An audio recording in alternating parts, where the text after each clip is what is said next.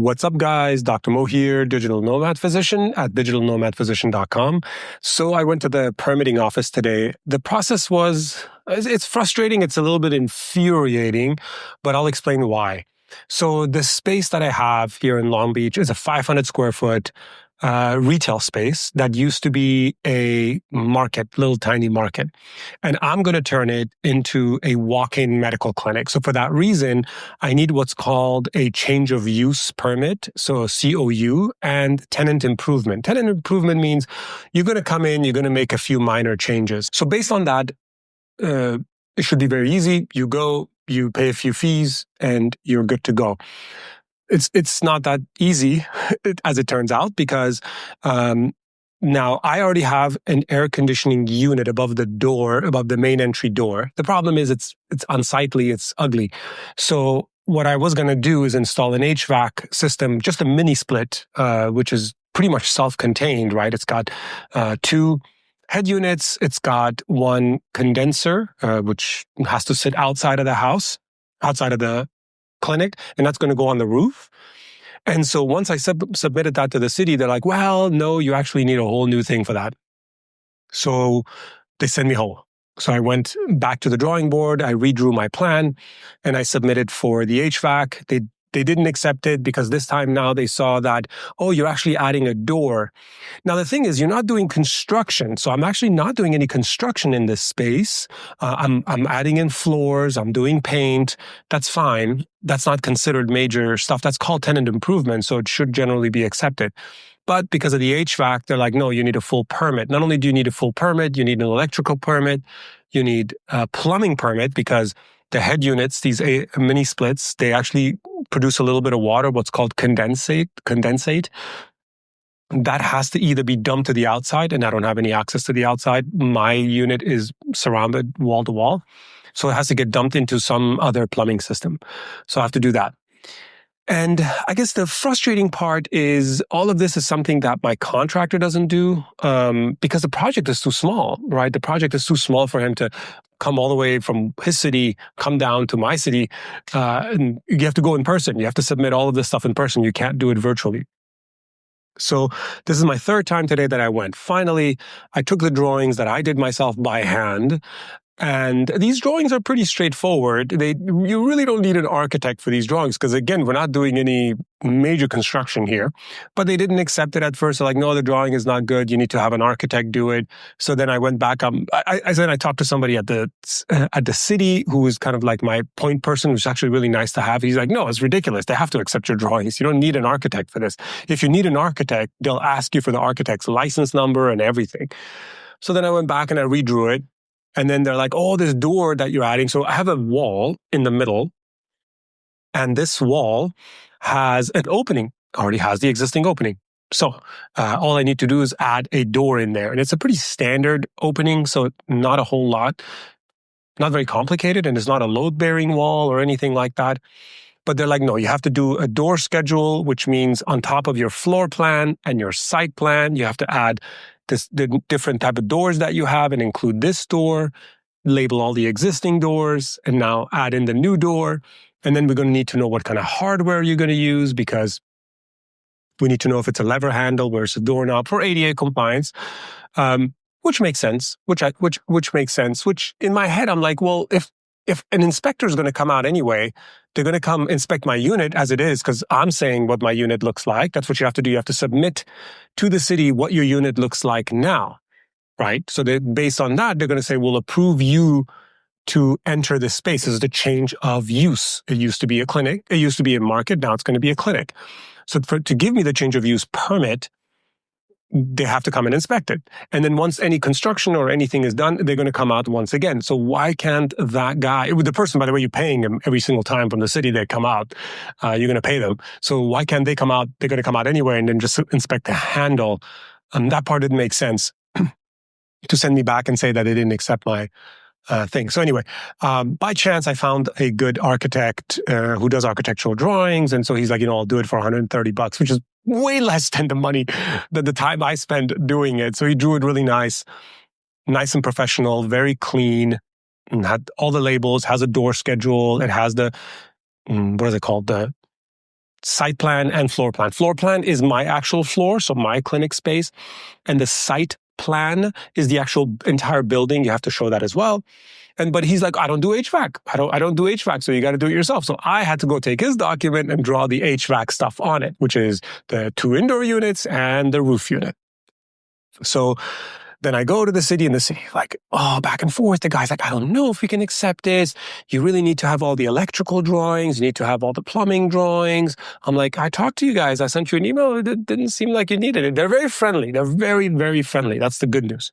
They're super helpful. They're very friendly. Some people are a little bit curt, but they're not rude. But I'm like, no, I already spoke to somebody and they said it's okay. So they accepted it. So I paid $320 just for submitting it. So just for plan review, I paid $300 for them to review the mechanical of the HVAC and the plumbing and other stuff. No, not the plumbing, not the electrical, just the mechanical, meaning is this AC unit that you're thinking about, which, by the way, is probably going to change by the time my installer comes back in. It's technology. It's not even going to exist by the time in a month from now. So just to review that, they charged $800. And so I had to submit all the spec sheets of the AC unit. So you can see it's already building up to become really frustrating. And I'll tell you at the end why this is actually quite frustrating in just a minute.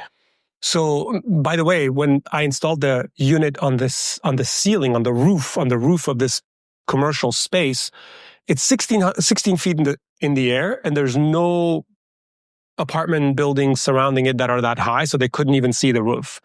And yet the city requires me to put PVC louvers all around it so it's not visible from the street or any other stuff, which is absurd because nobody can see it.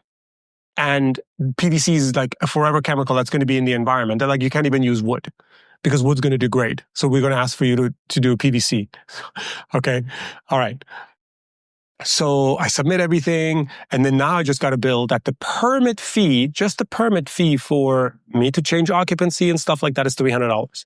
I still got to pay the fee for the inspector to come out multiple times. I still got to pay. And I'm not worried about these fees, by the way. I'm not complaining about the money itself is not the issue. We're going to get into why that's an issue in a moment.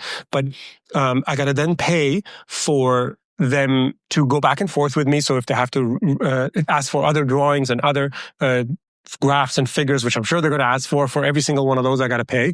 Then I got to pay a permit for electrical. I got to pay a permit for plumbing.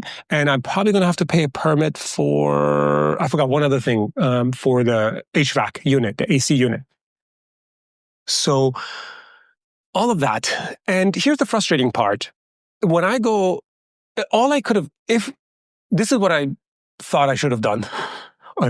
I should have just said, I'm occupying the space exactly as is, which you're allowed to do. Yeah, you're like, I'm just coming in exactly as it is. We're not changing a damn thing.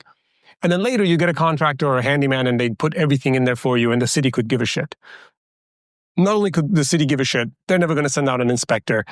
I mean, is the place going to catch on fire? It's possible if you catch on fire and then they're like, hey, you didn't do this according to code. We're going to sue you and this and that. Of course, that can happen. But which contractor, which HVAC guy is going to not do it according to code? That's not the issue, right? And so now I look around all the other commercial spaces around me and all of them are, the way the cities explain to me what is code, nothing is done by code. Not the height of the door handles, not the countertops, not the doors, which way they swing in or out of the street. The existing AC units on the roof, they're not louvered. The water is just draining straight onto the ceiling. You can even see it from the map, from Google Earth. You can see like the water is this is like a puddle over there, which is not good. That's true. It's not good. But I had AC installed on my roof here without a contractor. We didn't need a permit for a unit, for my unit. And he did a really good job. I mean, he's like, no, this has got to go here and it's got to go into an existing thing. That's code. You have to do it according to code. So yeah, guys, I mean, that's the process. It's going to take a long time. Now, this whole time I'm paying money, I'm paying rent. I'm paying the $1,600 every month for rent, which again, it's not about the money. The money is not the issue. This is the point I was going to make about why the money is an issue. The money is an issue because when you're a large corporation and you start a medical clinic or a chain of medical clinics, you generally have it in your budget to do these kind of things. You can hire a lot of this stuff out and source it out. The problem is when you're a small business, starting, all of these fees add up, and these fees go to who? It goes to the patient. You're going to pass it down to the customer. That's how it always is. And if healthcare is already expensive, these kind of things complicate stuff. I'm not saying anybody should give me a handout. The point of it is we have to kind of decide as a society, what are the important things? If this is what's important, this is what should happen. The problem is the city told me, they're like, well, sir, the reason we're doing this is for public safety. I said, well, when it comes to public safety, I was at my clinic in the evening and there was a homeless person going around screaming and throwing stuff and frightening this one lady who was sitting by the bus stop right in front of my clinic. If that's not being addressed, I don't think this little tiny drain pipe that's going to trickle a little bit of water, I don't think that's as much of an issue. And that's obvious. That's obvious. As a doctor in my clinic, if somebody drops with shortness of breath and a heart attack on the floor, even if I'm putting in sutures, I'm going to stop. I'm going to rush over and take care of that because certain things in life take precedence. And I'm comfortable going back and forth to the city. I do this myself because I'm going to learn something. I could have hired a contractor who's going to do this from beginning to the end. It probably would have taken 5 times as long as I'm doing it because they would have gone back and forth, asked me a bunch of questions, charged me more money. If I do it myself, at least I kind of know the process. I understand what to say to the contractor. In fact, my contractor didn't know some of this stuff, and he's a great contractor. So those are the things that you deal with. But we'll see. So far I signed the lease in March. It is April. May, June, probably going to go by. I'm not going to get a lot done. Maybe in June, end of June, I can have a contractor actually go in. Once I get the permitting, I can't even start construction yet. I still haven't gotten the permits yet. So far, I'm already probably going to be close to $2,000 in just permits and fees, and then another $3,000, $4,000 in just monthly rent. So that's the process, guys. That's what it takes to start your own physical medical practice.